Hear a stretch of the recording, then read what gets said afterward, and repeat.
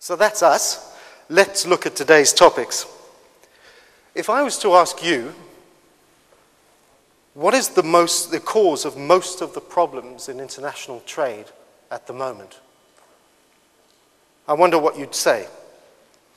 Well, the answer that many of you may give is closely related to two issues that we've looked at length in this conference already, which is the astronomical rise in commodity and freight rates that we've seen. Now, as a result of those rises, in particular in relation to freight, delay has become, certainly from our point of view and the cases that we see coming through, probably the most important causes of disputes in international sale contracts and commodity disputes at the moment. And it's not difficult to see why. When we've got rates for Capesizes on some routes at 200,000 US a day, and for Panamaxes and some routes at 90,000 a day on time charter rates, it only takes a delay of 2 or 3 days before that becomes a serious and significant issue. And bearing in mind, of course, that the underlying sale contracts will often make provision for who bears the cost of that delay. And that obviously can make the difference between a piece of very profitable business and a loss on the business. But it's not only problems with the sale contracts. We also, of course, have problems with the carriage contracts. And by carriage contracts, I primarily mean voyage and time charter parties rather than bill of lading, although occasionally we will see a bill of lading used instead of a charter. Now, delay is an issue I heard a few people discussing yesterday, and that was in the context of this general strike that's just happening in Argentina at the moment. And it's not the first time, I might say, that we've had something like that in Argentina. Many of the English law cases dealing with strikes and delay in the context of demurrage relate to Argentina some years back. Something else that I saw on CNN yesterday evening was in the context of Brazil.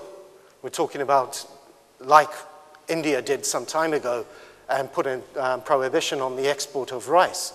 Apparently, Brazil is looking to do the same thing in respect of its foodstuffs. And this is just an example of what's been discussed in this conference already, that the rapid increase in the price of foodstuffs is causing governments to set up and take notice and look to protect their own position. It's become an electoral issue for many of them. So we're going to look at delay in some detail. And I wasn't planning to before when I came to this conference, but what I will look at in light of events in Argentina is just to look at strikes as well in that context, very briefly, because I believe many of you may actually be affected by that. Related to that, what I'll look at are what we would call force majeure clauses. And I think what I have to say about that may surprise some of you. I'm an English lawyer, although I practice in some other common law jurisdictions.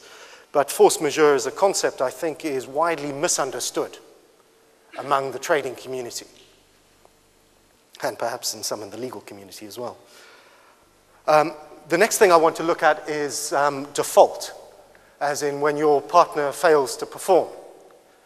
And what I will look at here is what your remedies are for default, some of the very common reasons we see for default. In a market like this, certainly, this is when you expect to see defaults occur, not just on commodity sale contracts, but also on shipping contracts. You always see default when you get a rapid increase or decrease in the price. We're then going to look very briefly at some faulty contractual clauses, just a couple of very important ones that we see very often that are faulty and often ineffective, just so that you make sure that you don't have these in your contracts. And finally, if we have time, which we may not, I want to look at a recent case in the English courts which deals with the effect of incorporating lay-can provisions from a charter party, essentially, into FOB contracts. So let's have a look at delay and force majeure first. Who is responsible for delay?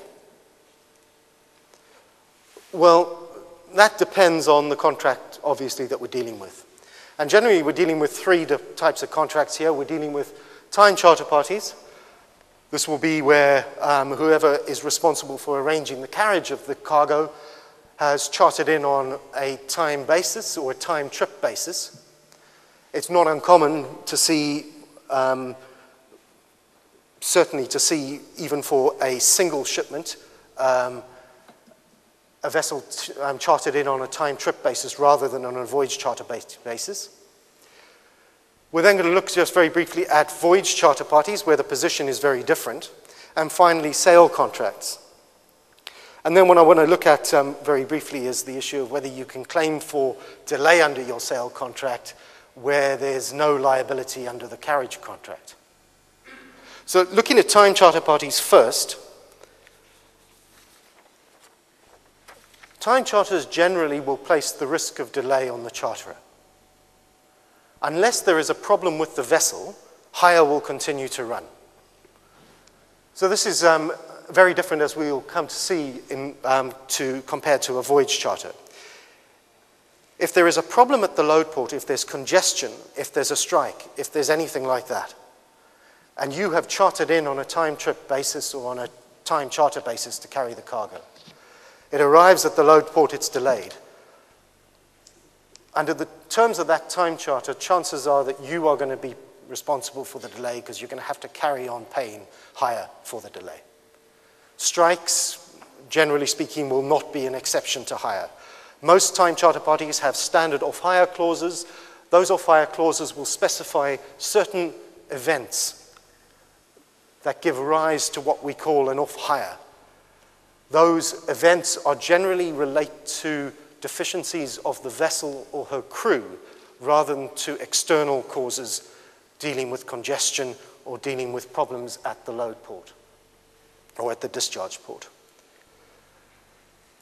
If your off-hire clause doesn't cover your delay, it's possible that you may be able to claim an exception from paying hire on the basis that the ship owner is in breach of his charter party.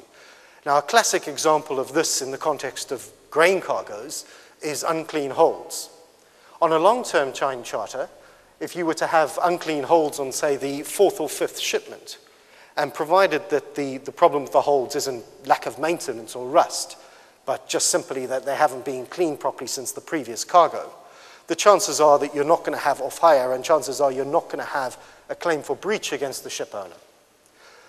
On the other hand, if it's your first cargo that you're shipping, and the vessel arrives and it doesn't have clean swept holds, many charter parties, for example, the New York Produce Form, actually have a provision requiring that the vessel have clean swept holds and that it be cargo worthy on presentation at the first load port. So in that case, you may actually have a claim for breach of the charter party if it isn't, and there's delay as a result. In those circumstances, while it may not be specifically covered by the off-hire clause, you would have a claim for breach and what we would call a right to set off, deduct hire for any delay. Turning now to voyage charter parties. Voyage charter parties classically contain laytime and demurrage provisions, as we all know. Laytime and demurrage provisions tend to allocate the risk and responsibility for delay more equitably, perhaps, than time charter parties. For example, depends on the clause, but a laytime clause may well provide that strikes, congestion, bad weather are all accepted from laytime, and essentially what that means is that the ship owner isn't able to claim that time as used laytime or to claim it as demurrage.